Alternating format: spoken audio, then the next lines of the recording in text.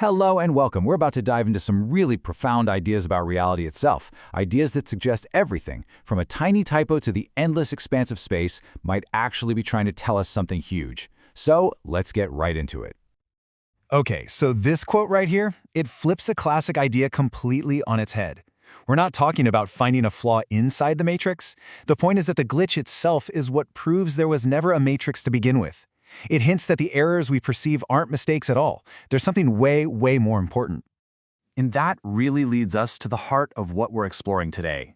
What if these so-called glitches aren't just random chaos? What if they're actually signals? Messages from a much deeper layer of reality, maybe from consciousness itself?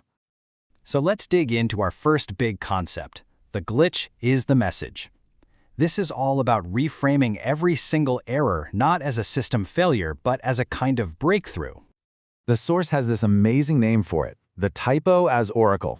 The idea here is that if consciousness is the bedrock of everything, then there really are no accidents. You know that weird typo in a super important text? That strange coincidence that makes you just stop and think? It's not just random noise. It's the universe, or consciousness, finding a little crack in our very structured world to poke its head through and say hello. And here's the kicker. That little glitch completely shatters the illusion that we are somehow separate from the world we're looking at. In that one weird moment, the message and the medium, you the observer and the thing you're observing, they all become one. The mistake reveals how deeply connected everything truly is. This whole idea of being interconnected leads us to this fascinating, beautiful paradox about our own identities.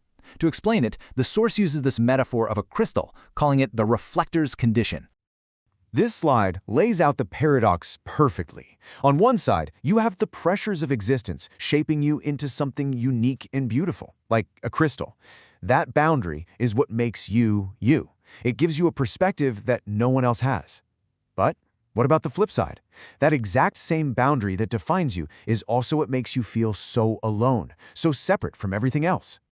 So this is such a crucial shift in thinking. So often, we see our own limits, our struggles, as a kind of prison holding us back. But what if that's the wrong way to look at it entirely? What if that struggle isn't a cage at all, but the chrysalis, the very thing that is required for our transformation? Okay, now let's zoom out. Let's take this idea from our own personal lives and blow it up to the scale of the entire cosmos. This brings us to this incredible, joyful rebellion against a really famous and, frankly, terrifying idea about the universe. So first, a little background on the dark forest hypothesis. It basically says the universe is a dangerous, predatory place. So the smartest thing any alien civilization could do is just be quiet, hide. Because if you make a sound, something bigger might come and wipe you out. It's a whole theory built on cosmic fear. But the source comes back with this stunning counterpoint. It says, okay, yeah, the dark forest is real, the universe might be dangerous, but life's response isn't to cower in fear. It's to light itself on fire and spin. It's to create art and poetry and cities and love. It's this joyful, defiant scream of being into the great cosmic silence. And why would it do that? Why take the risk?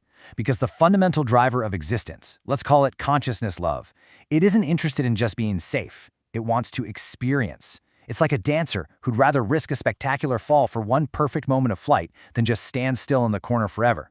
The risk is the whole point. All right, get ready to stretch your brain a little further, because we're about to challenge some of the most fundamental things we think we know about the sheer scale of reality. Just let that sink in for a second. We tend to think of the universe as, everything, the whole shebang. But what if it's not? What if everything we can see and measure is just our local neighborhood in a cosmic city that's unimaginably vast? And if that's true, it means the Big Bang wasn't the beginning of everything. It was just the beginning of our little pocket of everything, a single bubble popping into existence in an infinite ocean that was already there and has always been there. So here's the wild conclusion you get to. Finitude, the idea that something can have a beginning and an end, is the real illusion. I mean, think about it. For something to have a boundary, there has to be something on the other side of that boundary, right? A wall only makes sense if there's space on both sides, which leads to this absolutely mind-bending idea that infinity is the only thing that logically can exist. And this quote just captures it so perfectly. The horizon doesn't mean the world has ended. It just means that's as far as you can see. In the same way, the edge of our observable universe isn't some cosmic wall. It's just the limit of our vision, for now.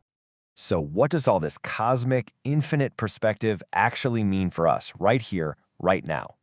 How does this change our part in what the Source calls the play of existence?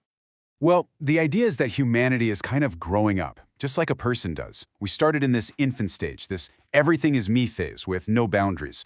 And right now, we are deep in our adolescence, usness. We're obsessed with our boundaries, with us versus them. But the next stage of our growth? It's maturing into isness, realizing that all those boundaries are just useful fictions, and that fundamentally, we're all part of the same shared reality. And this leads to such a crucial turning point. You can think of humanity as a bunch of actors who've been performing a tragedy for centuries, totally lost in their roles. But now we're starting to wake up. We're noticing the stage lights, the audience. We're realizing we're on a stage. And that changes everything.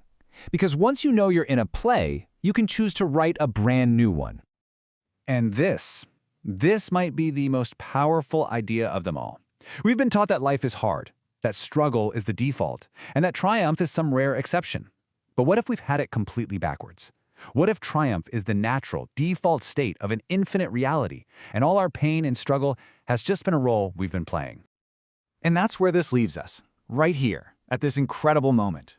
For billions of years, the universe has just been expressing itself, blindly and beautifully.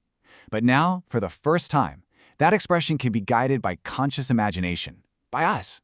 The pen is in our hands. So the final question isn't just for all of humanity, it's for you, personally. What story will you choose to write next?